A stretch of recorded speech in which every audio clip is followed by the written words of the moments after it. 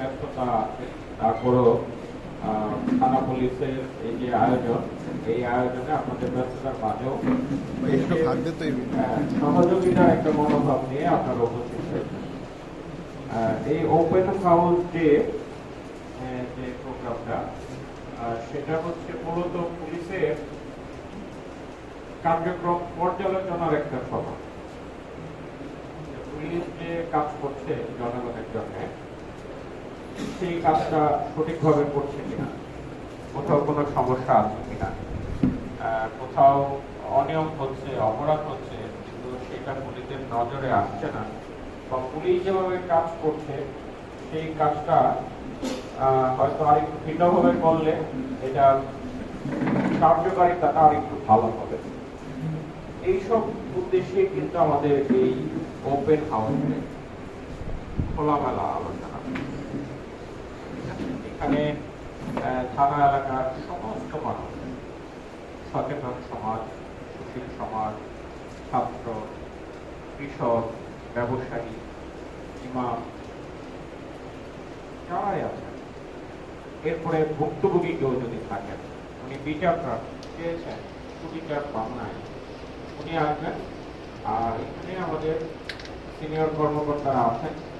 যেহেতু সমস্যাটা পুলিশের বিরুদ্ধে, আর থানার ইনচার্জ যেহেতু এখানকার প্রধান, তার উপরের একজন কর্মকর্তা যেন তারও বিরুদ্ধে বলা যায়, এটা আমরা পুলিশ দীর্ঘদিন যাবৎ এই কাজটা করে আসছি। কারণ আমরা চাচ্ছি আমরা মানুষকে সেবা দিতে, মানুষ যেন কাঙ্ক্ষিত সেবাটা পায়। এই উদ্দেশ্যে এটা চালু হয়েছিল, এখনো চালু আছে। আমরা এটা চালু রাখতে চাই, কারণ আমরা জানি আমাদের গ্যাপ আছে, ঘাটতি আছে, এবং এই ঘাটতিটা পূরণ করতে হবে। এটা আমরা একা পারবো না, আমরা মানুষকে নিয়ে, জনমানুষকে নিয়ে এটা সমাধান করবো। একটা এলাকা অপরাধী সংখ্যা খুবই কম, খুব অল্প কিছু লোক অপরাধ করে, বেশিরভাগ লোকই ভালো না প্রত্যেকটা এলাকায়। কিন্তু সবাই ভয় পায়, কথা বলার সাহস পায়। কেন পায় না? কারণ সবাই নিজেকে একা মনে করে, আমি আর বলে কেন দোষের নিচে পড়ি, আমি কেন নিজেকে কালার করব, নিজেকে কেন আমি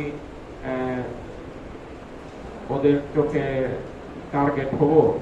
আচ্ছা ঠিক আছে, আর বললেই কি হবে, কিছুই হবে না, মাঝখান থেকে আমি বিপদে পড়বো। এই ধরনের নানা মানসিকতা আমাদের ভিতরে কাজ করে। এটা থেকে আমরা বের হতে চাই।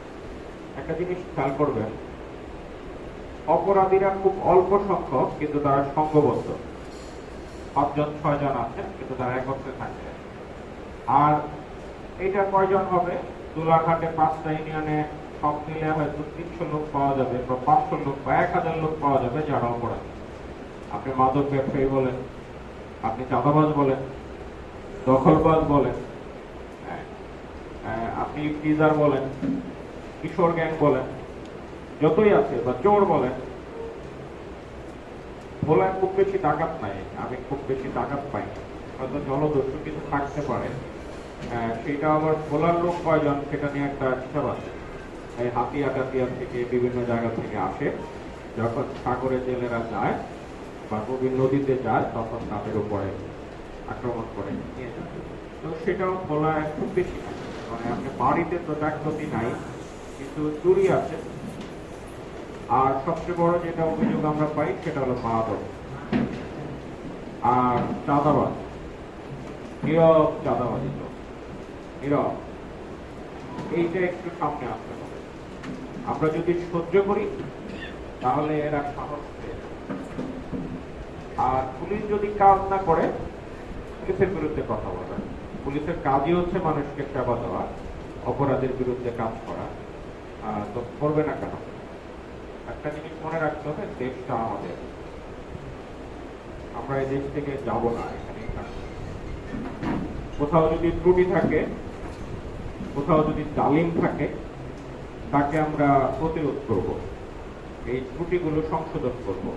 কিন্তু দেশটাকে আমাদেরই করতে হবে। এজন্য আমাদেরকে সংঘবদ্ধ হতে হবে, ভালো মানুষদের সংঘবদ্ধ হতে হবে। তাহলে ওই 1% 2% লোক আর 98% লোক সাফার করবে না, ভুগবে না।